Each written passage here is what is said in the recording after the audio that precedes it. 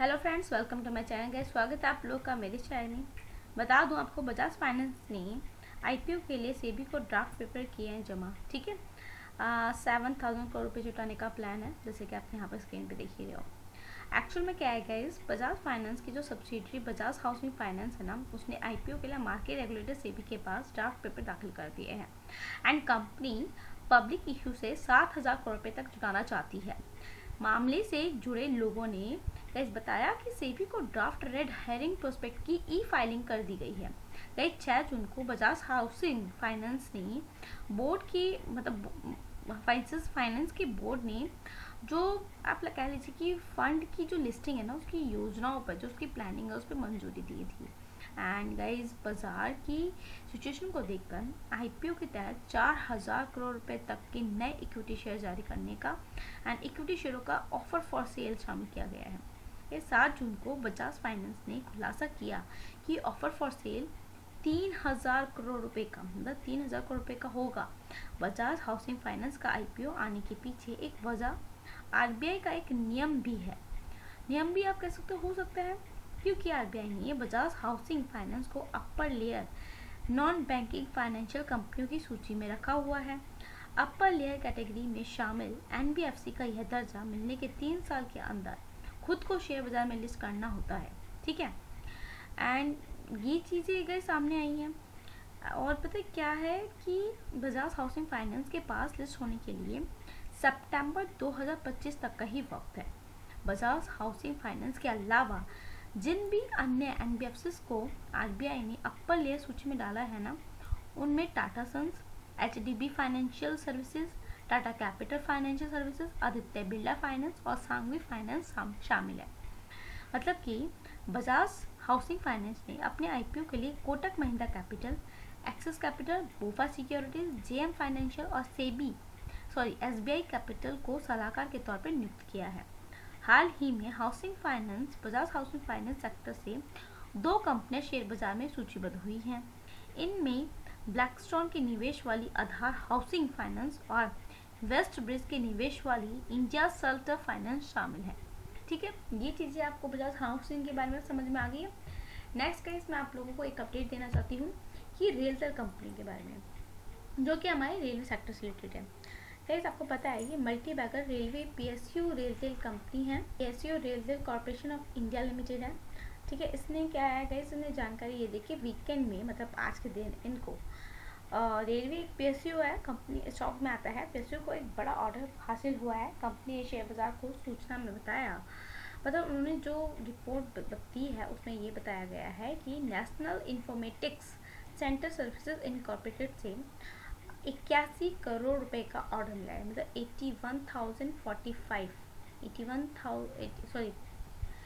81,000 नहीं है, 81.45 है। 81.45 करोड़ रुपए का ऑर्डर मिला है।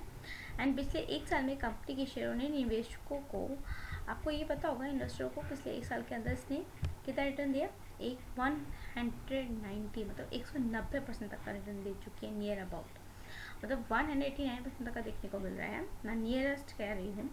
ठीक है गाइज, अगर बात की जाए ना, आप देख रहे हो कल के दिन मार्केट जब क्लोज हुई थी तो इसके अंदर 0.15% की तेज़ी देखने को मिली, क्योंकि मार्केट में कई बार बायर्स आए, देन फिर प्रॉफिट बुकिंग भी बहुत बार आई।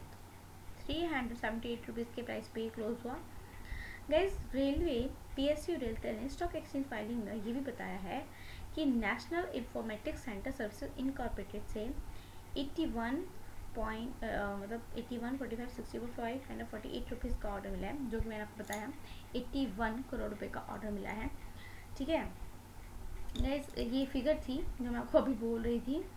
ये ऑर्डर आईसीटी इंफ्रा के लिए है एंड ऑर्डर के तहत आईसीटी इंफ्रास्ट्रक्चर की सप्लाई, इंस्टॉलेशंस एंड कॉन्फ़िगरेशंस हो गया, कमीशनिंग हो गया, इंटीग्रेशन हो गया, एसएलए के अनुपालन में आईसीटी इंफ्रा का संचालन और रखरखाव करना है। रेलटेल ने एक्सचेंज फाइलिंग में ये भी बताया है कि इस काम को 31 अगस्त 2024 तक पूरा किया जाना भी जरूरी है। तो ये ऑर्डर तो आपको पता चल गया, 81 करोड़ का जो इसको मिला है रेलटेल को।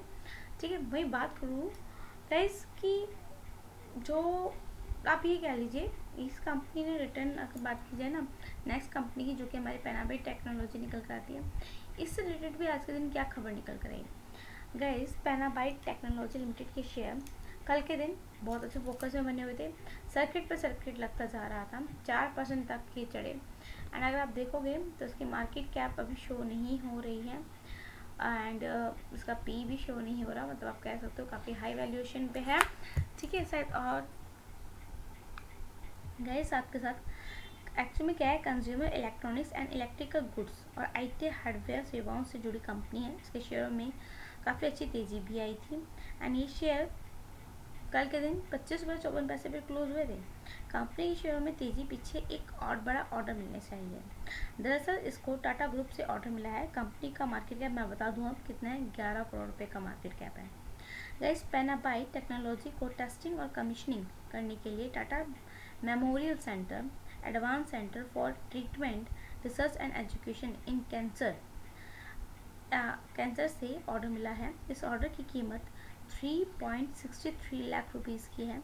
कंपनी की एक्सचेंज फाइलिंग के अनुसार पेनाबाइट टेक्नोलॉजी को सीसीटीवी की सप्लाई, स्थापना, टेस्टिंग और कमीशनिंग करने के लिए Tata memorial centre, advance centre for treatment research and education in cancer से 3.63 लाख का ऑर्डर मिला।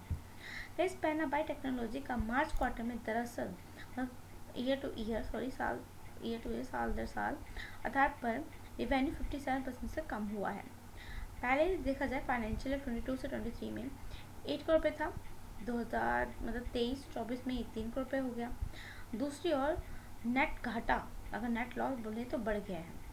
एंड अगर बात की जाए 2022-23 की, तो 0.45 करोड़ रुपये से इसका जो प्रॉफिट है, ठीक है, वो वही 2023-24 में 0.46 करोड़ रुपये हो गया है। गाइस देखिए, ये सब चीज़ें हमें इसके अंदर देखने को मिली हैं। प्रमोटर्स की अगर मैं होल्डिंग बोलूँ, वो 17% देखने को मिलती है। पब्लिक की 82% तक को देखने को मिलती है। एंड ये 1981 में इनकॉर्पोरेटेड हुई थी, पेनाबाइट technology multi private distributors. Guys, electrical सामान, आईटी हार्डवेयर और ये सब चीज़ों में ये काम करती है। ठीक है, तो आई होप चीज़ें क्लियर हो गई होंगी। बजाज हाउसिंग फाइनेंस की रियल्टर को भी ऑर्डर मिला और पेनाबाइट को भी आज के दिन ऑर्डर मिला, इसलिए मैं आपको कह सकती हूँ इन दो स्टॉक को जरूर रडार लेवल पर रखिए, क्योंकि मंडे के दिन आपको इसके अंदर काफ़ी हलचल देखने को मिल सकती है अगर आपके पोर्टफोलियो में है। बाकी अगर आप इसको नज़र पे लेकर चलते हैं तो कोई दिक्कत की बात नहीं है। सो गाइस, मिलेंगे नेक्स्ट वीडियो में। Bye guys, thank you. Channel पर नए हो तो लाइक एंड सब्सक्राइब करना मत भूलिएगा।